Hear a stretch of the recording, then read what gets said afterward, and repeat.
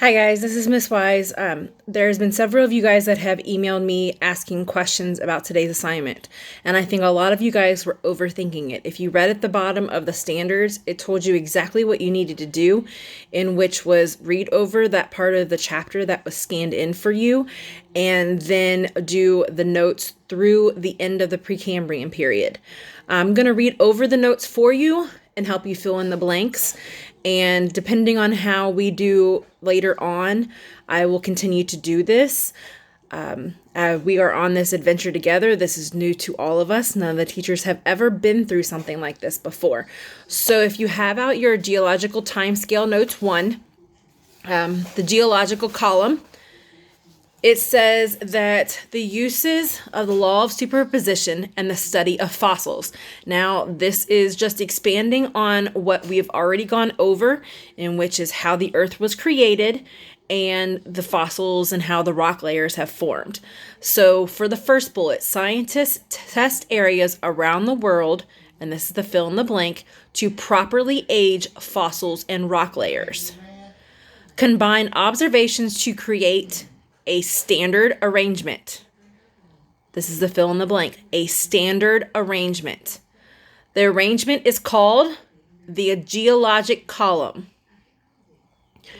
Layers are distinguished by the kind of fossils found in them. The kind of fossils found in them. Now, if you look at, see if I can get it up here, this column that I have put in your notes for you, the very bottom part is going to be the Precambrian era, and that is what we're going over today. Divisions of time, just like a calendar. So you guys got the geological time scale that I uploaded with your book, and I'm going to periodically upload more materials like that to your Google Classroom so that you have it to use for reference points. So the divisions of time is just like a calendar of the Earth's history, and it's divided into units. Just like we have our seasons, that's how you need to think of the eras. Okay, so an era is a very large unit of geological time.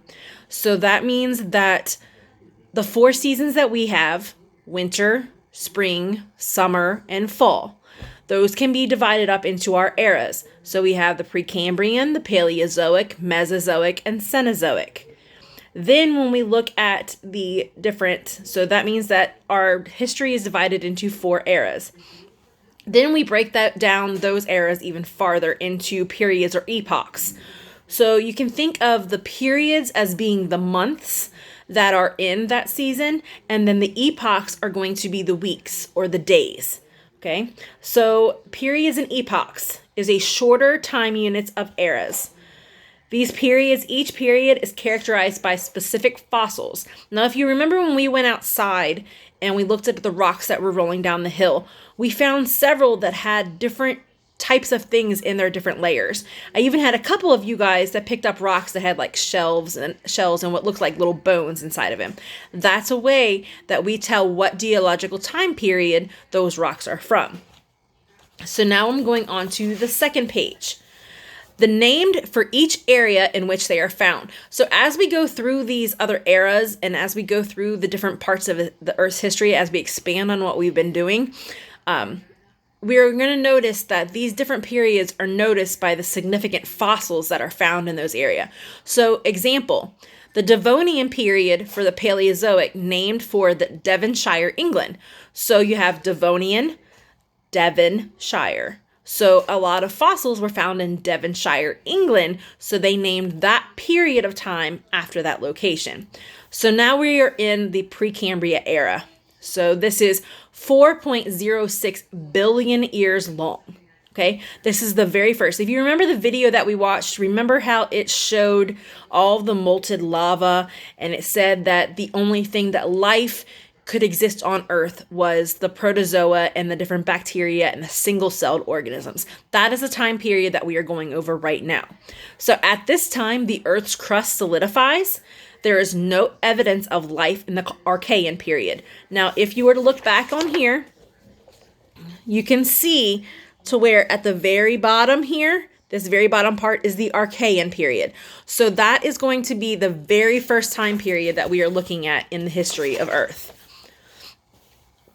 So new fossils, there's very few fossils of bacteria and algae.